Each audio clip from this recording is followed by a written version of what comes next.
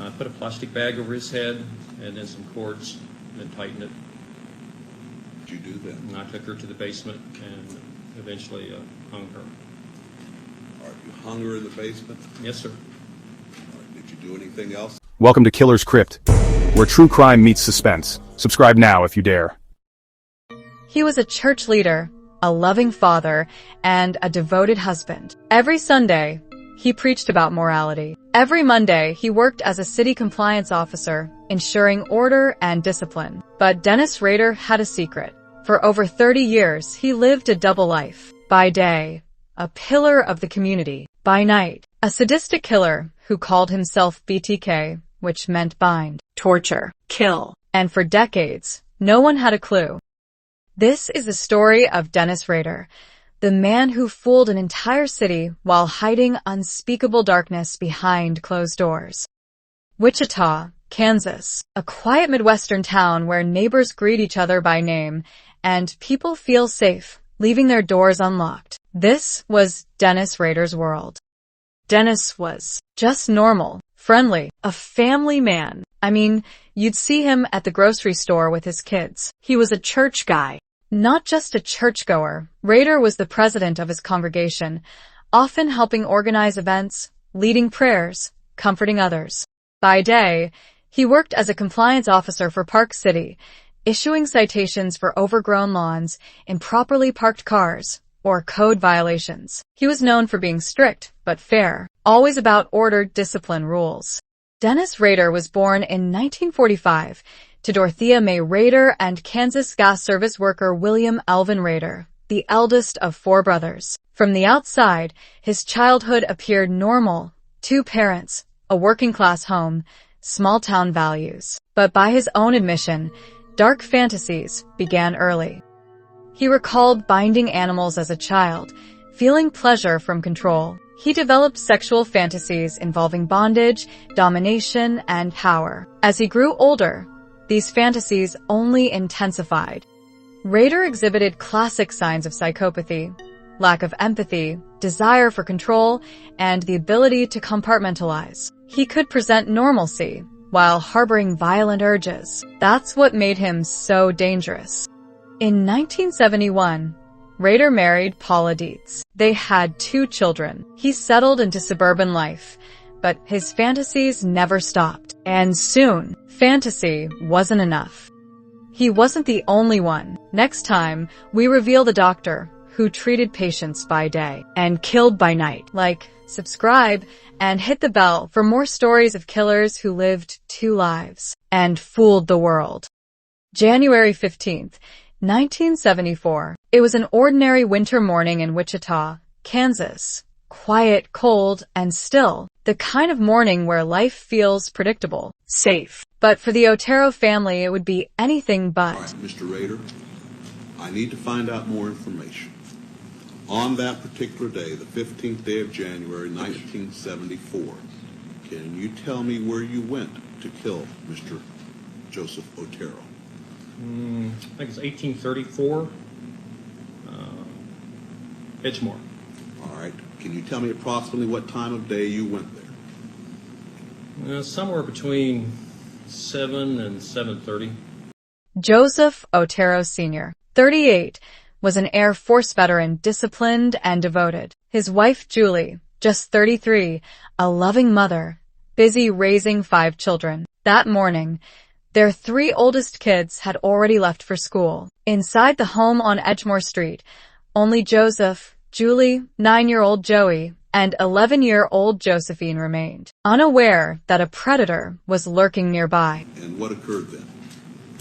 Well, I had did some thinking on what I was going to do to either Mrs. Otero or Josephine.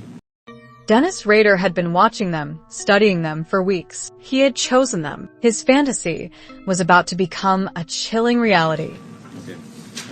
You were engaged in some kind of fantasy during this period of time? Yes, sir. All right. Now, when you use the term fantasy, is this something you were doing for your personal pleasure? Sexual fantasy, sir. I see. He parked down the street, slipped through the cold morning mist, and crept into the Otero's backyard. There, he cut the phone lines, his first move in what he called his project. In his own words, he dropped his main, big knife in the yard, a detail that would come back to haunt him. How did you get into the house? I came through the back door, cut the phone lines, waited at the back door, had reservations about even going or just walking away, but pretty soon the door opened and I was in. Joey let the family dog out into the backyard, and that's when Rader struck. Gun in hand, he forced his way into the house. The Oteros thought it was a prank. Joseph Sr. even joked, "Is this a joke or something? My brother-in-law put you up to this." The young girl, Joseph, opened the door. He probably let the dog out because the dog was in the house at that time.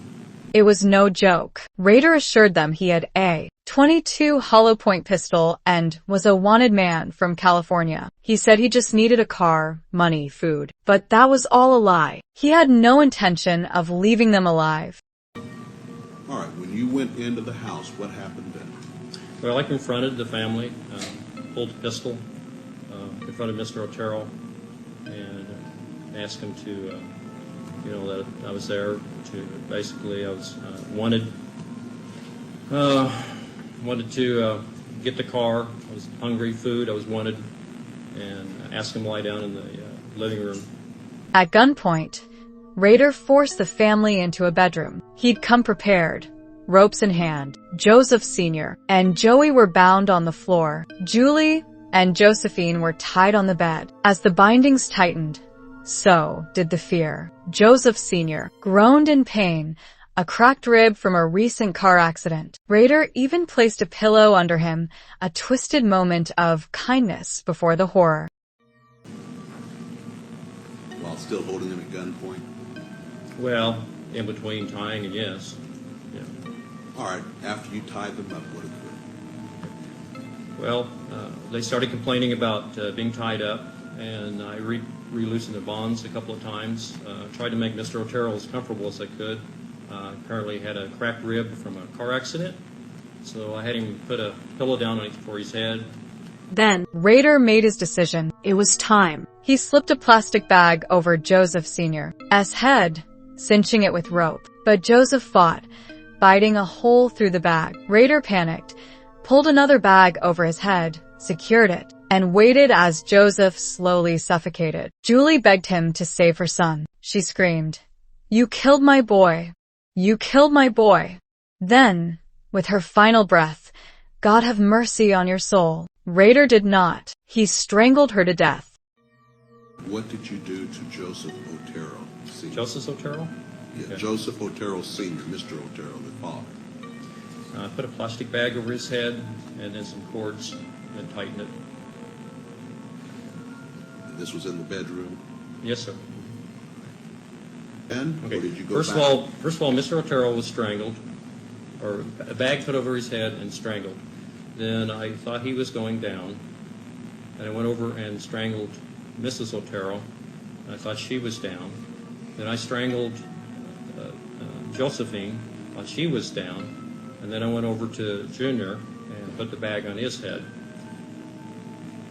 After that, Mrs. Otero woke back up, and she was pretty upset in what's going on. So I came back, and at that point in time, strangled her for the death strangle at that time. With your hands or what? No, with a cord. Little Josephine, aka Joshie, screamed for her mother as Rader took his time with 9-year-old Joey. He wrapped 2 t-shirts, then another plastic bag over the boy's head, sat down, and watched. As if it was a show, only Josie remained. He led her to the basement. There, in the cold darkness, he stripped her, tied a noose around a sewer pipe, and asked if her father owned a camera. Josie whispered, "What's going to happen to me?" Rader responded, "You're going to get in heaven like the rest of your family." He hung her and watched her die. In his own confession, he admitted to pleasuring himself during the act. It was his encore. From that. And then when I went back, Josephine had woke back up. What did you do then? And I took her to the basement and eventually hung her. All right, you hung her in the basement? Yes, sir. Did you do anything else at that time? Yes, I had some sexual fantasies. but that was after she was hung. Rader fled the scene in the Otero's car, abandoned it at a Dillon's grocery store, then realized he left his knife in the backyard. He returned, calmly retrieved it, and vanished. It shows how heinous of a person he was. Hours later, the Otero's 3 older children came home from school and found the unimaginable. Their family gone. Their home has become a crime scene. Dennis Rader was not a mastermind, not a genius, and certainly not someone to be fascinated by in any admirable way. He branded himself with the initials BTK as if it were a badge of honor, but in truth, it was a declaration of his depravity and cowardice. This was a man who exploited trust, who violated homes, and who shattered lives for his own twisted gratification. His crimes weren't just evil. They were monstrous. There is nothing clever or captivating about Dennis Rader. There is only horror and destruction. That same evening, Dennis returned home to his family, kissed his wife, played with his children, and ate dinner. No one suspected a thing. Soon, Rader began sending taunting letters to newspapers and police, detailing the murders, demanding attention, and coining his own name, BTK. He killed again, and again. Shirley Vian, Nancy Fox, Vicky Weggerl, each murder methodically planned, control, dominance, ritual. But in public, Dennis was just Dennis. He took his daughter to Girl Scouts, led prayers at church, mowed the lawn. By the 1990s, BTK vanished. No more murders, no letters, silence. Police had no suspects. The community thought BTK was dead or jailed, but Rader was alive and craving recognition. After 30 years, BTK resurfaced, taunting police again. He sent a floppy disk with encrypted data. Detectives traced the disk's metadata. It led to Christ Lutheran Church. User, Dennis. Police searched his daughter's medical records, matched DNA, a perfect match to BTK. In 2005, Dennis Rader was arrested. His community was stunned. Church leader, city officer, family man, serial killer. To those who lived nearby, he often appeared helpful, even kind. He'd lend a hand to elderly neighbors, tidying up their yards. He was a devoted member of his local church and even led a Cub Scout troop. Yet, behind that friendly mask, something felt off. Jim Reno, Rader's neighbor for over 16 years, saw both sides of the man. He recalled tense encounters, describing Rader's behavior as nothing short of harassment. Reno summed it up simply. He was definitely two-sided. In court, Rader gave chilling confessions, detailing every murder, every step, every fantasy. While the courtroom was drowning in grief, Rader was basking in the spotlight. He had starved for attention for decades. Now, finally, everyone was listening, and he relived in it. It shows how much of a smug face he was. Rader was sentenced to 10 consecutive life terms. He'll die in prison soon. His wife immediately divorced him. His daughter, shattered. His church in disbelief. Dennis Rader fooled everyone, living 2 lives, hiding behind a mask of normalcy while committing the unthinkable. How did he hide in plain sight? Could someone like him be living next door? Dennis Rader wasn't a monster under the bed. He was a monster in plain clothes.